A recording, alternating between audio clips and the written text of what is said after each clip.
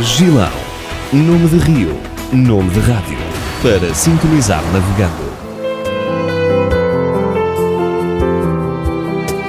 Às manhã de quarta-feira, 27 de março, é a última semana deste mês, também uma semana especial, estamos a viver a Páscoa. Em propósito, é esse o tema que Conversa Arejada tem hoje com o Vitorino de Sousa. Bom dia, Vitorino. Bom dia, tudo bem? Boa quarta-feira, já estamos aqui na última semana deste março, já para a semana com mudança da hora, já no próximo fim de semana, vamos ter os dias maiores. Pois. É verdade, é verdade. Já começa a apetecer ir para a praia, Sim, não é? Sim, outras coisas mais. Bem, uma boa proposta para esta... Não podia ser de outra maneira, estamos a viver aí esta semana um período especial e estou super curiosa para saber mais sobre esta proposta para esta semana do Vitorino de Sousa. Pois, é assim, eu estive a investigar, eu também não sabia, estive a investigar esta história de onde é que isto vem da Páscoa e tal, não sei. Mas, bom, é evidente que isto está no início dos inícios, isto confirma aquela ideia, não, aquela verdade histórica de que o cristianismo deriva do judaísmo, não é? Jesus era, antes de mais nada, um judeu, como é evidente. Claro. Não é? E, portanto, a palavra Páscoa vem do hebraico, que significa passagem. Tá? Portanto, é uma das festas mais tradicionais do calendário cristão e tem as suas origens baseadas tanto na tradição judaica, evidentemente, como em elementos pagãos que foram apropriados dos povos cristianizados como os germânicos, e isso é muito interessante, já vamos ver daqui a pouco. Portanto, qual é o significado da Páscoa? É uma celebração que, para já, possui uma data móvel, já vamos ver porquê, e o seu sentido cristão relembra a crucificação e ressurreição de Cristo, principalmente a ressurreição. Por isso é que se chama passagem, certo? Tá. Então, no caso da Páscoa judaica, ainda hoje se baseia na celebração da tradição que relembra a libertação do povo hebreu da escravidão do Egito. Não é? Daquela história do lado do faraó, e veio Moisés e a abertura das águas do mar, aquela coisa. Quem viu os 10 mandamentos é o momento. Os 10 mandamentos, o filme já tem uns anos, não é? Aí vê-se bem essa história. Embora contada do ponto de vista judeu, porque todos os grandes cineastas e donos dos estúdios de Hollywood naquela altura eram todos judeus. Eram todos. Okay, bom, então, no caso da Páscoa cristã, já se disse que ela comemora a crucificação, mas principalmente a ressurreição de Cristo 3 dias depois, como se sabe. Tá? Portanto, esta história da ressurreição de Cristo é um dos principais pilares da fé cristã, como se sabe, o que evidencia a importância desta festa no calendário da religião católica, não é? Portanto, a crucificação e a ressurreição de Cristo teriam acontecido exatamente na época da realização do festival judaico, ou seja, por isso é que as datas não mudaram, não é? Portanto, na tradição cristã católica, a Páscoa encerra a Quaresma. Certo? Nós já falámos aqui na Quaresma quando falámos do Carnaval, não é? Dias, sim. Que é basicamente um período de 40 dias marcado por jejuns, tá? Agora aqui vem como é que se calcula a Páscoa. A última semana da Quaresma, dos tais 40 dias, não é? É chamada a Semana Santa, certo? E inicia-se no chamado Domingo de Ramos, que marca, digamos que simbolicamente, marca a entrada triunfal de Cristo em Jerusalém. Aquela velha história dos ramos de oliveira, que ali em cima do burro e tal, não sei o quê. Bom, depois passa para a Sexta-feira da Paixão, que é a Sexta-feira Santa, que faz referência à morte de Cristo, evidentemente, e 3 dias depois finaliza no domingo com a Páscoa, ou seja, a ressurreição, certo? Resta dizer que a data da Páscoa foi instituída pela Igreja durante o Concílio de Niceia, em 325, depois de Cristo. E isso determinou que a primeira lua cheia após o equinócio da primavera, que é 21 de março, que é iniciar a primavera, não é? Portanto, a primeira lua cheia no calendário depois do 21 de março seria a data de início da comemoração da Páscoa. Portanto, é por isso, como a lua cheia, obviamente, não é todos os anos no mesmo dia. Claro, nem todos os meses. É mutável. Exatamente, portanto, sim. A Páscoa é sempre uma data mutável. Provavelmente é a data da Páscoa que define depois quando é que é o Carnaval, porque anteriormente, não é? Pois, já vimos isso, as coisas estão relacionadas uma com a outra, não é? Embora a Páscoa seja uma festa eminentemente religiosa, claro. Não é? O Carnaval é uma evidentemente pagã. Completamente, é verdade. sim. Okay. É. Portanto, nós estivemos aqui a semana passada a falar falámos vagamente a propósito de Marte, dos dias do lunes e do martes e tal, e ficou combinado que nós falávamos aqui de carga d'água, que é em português, enquanto nas outras línguas latinas os dias das semanas estão associados aos nomes dos deuses ou das deusas, porque é que em português é segunda-feira, terça-feira, quarta-feira. É verdade. E isso está intimamente ligado com a Semana Santa, nem de propósito. Pois, olha, calha bem. Porque na Idade Média, a Semana Santa, todos os dias eram feriados. Era uma semana de feriados inteira. Certo. Ou seja, o que é que significava ser feriado? Significava que havia feira. E a primeira feira era domingo. Ok, por isso, certo, sim. E no dia seguinte era a segunda-feira. Aí está. E depois era a terça-feira. Ou terceira-feira, que deu terça-feira. E a quarta-feira, e a quinta-feira, e a sexta-feira. Depois vem o sábado, não? E finalmente o domingo. Portanto, essa é a razão porque é que em português é a única língua latina onde os dias têm esta designação. O que prova que, enfim, embora isto não se possa provar, que o cristianismo na Idade Média era muito mais influente e muito mais determinante em Portugal do que no resto, porque nos outros países isto não aconteceu, não é? De maneira que é apenas uma curiosidade.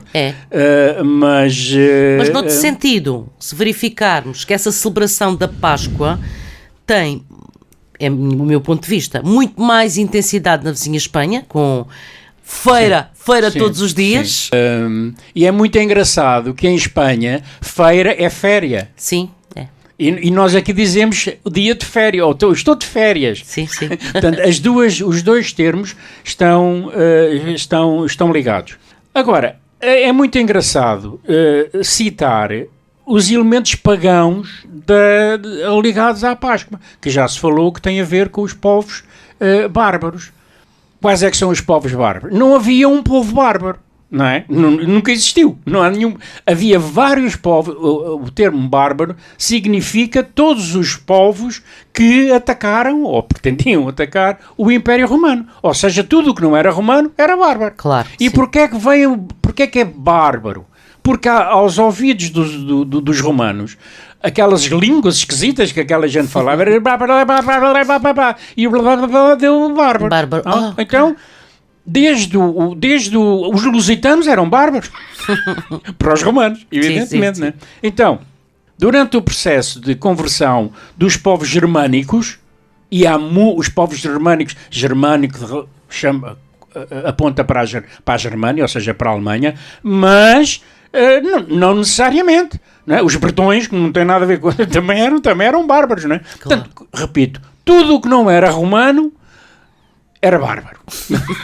E muitos deles, principalmente lá, porque eles vinham todos do norte da Europa, e alguns até vinham da Ásia, eram os povos germânicos. Ok?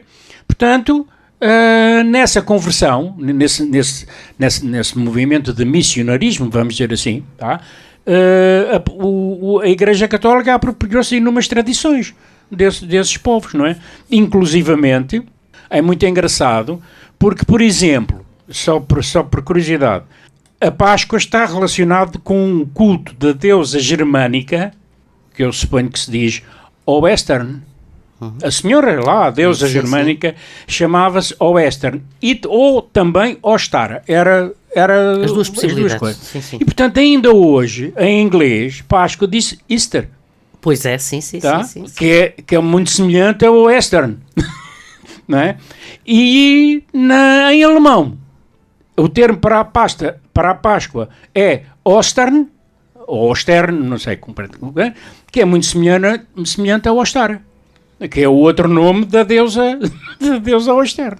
Ok? Portanto, isto é muito engraçado, porque prova que por muito molho religioso que se quer pôr em cima destas coisas, vamos sempre parar aos tempos antigos e, portanto, ao tempo do paganismo. Às bases, do paganismo. Então, as festas que aconteciam entre os povos germânicos e celtas, os célebres celtas, evidentemente que eram bárbaros,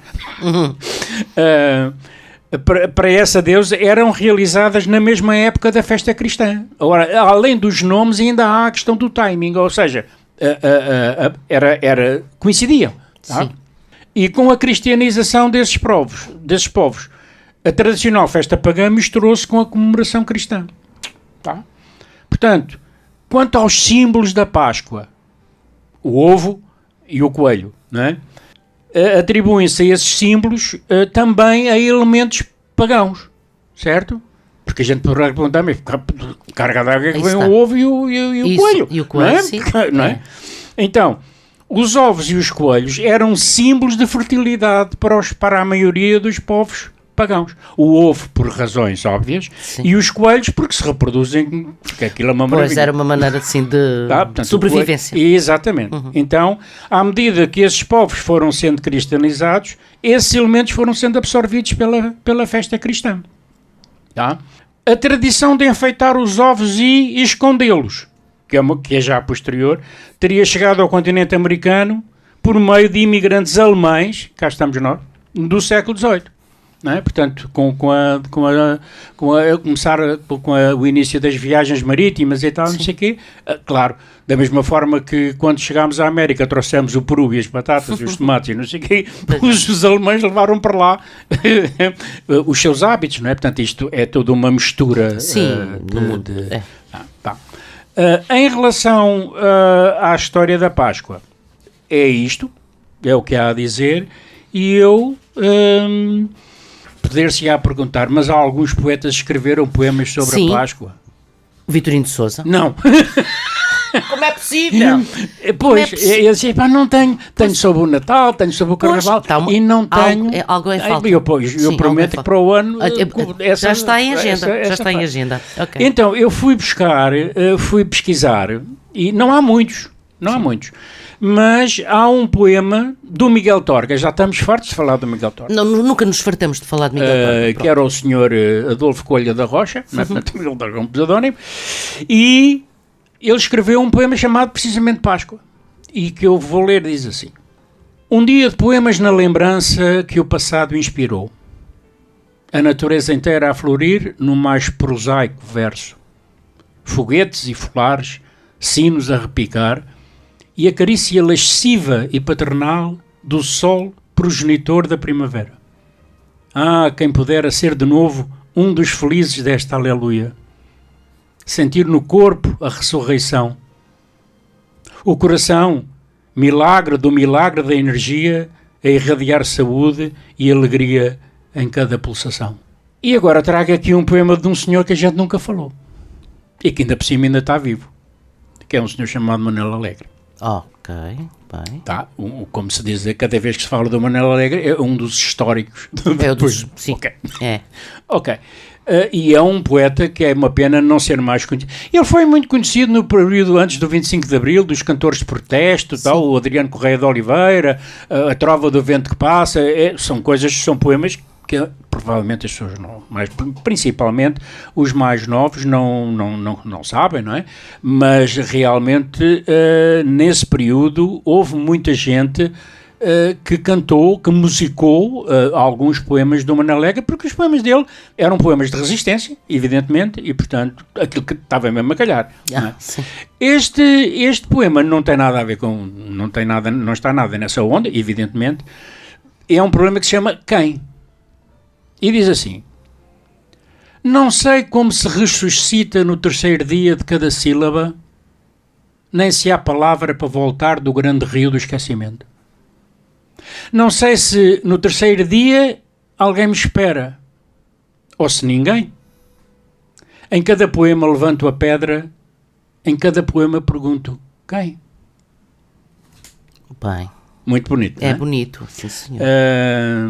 Portanto, lá está, nestes poemas, lá vem a história da ressurreição, do terceiro dia, dos 3 dias e tal. Portanto, estão aqui os elementos, de facto, os elementos básicos da Páscoa, E eu não conhecia este poema do Mano Alegre e realmente também não, ficámos a conhecer. É muito bonito. e partilhámos lá para casa. Ok. Sim, senhor.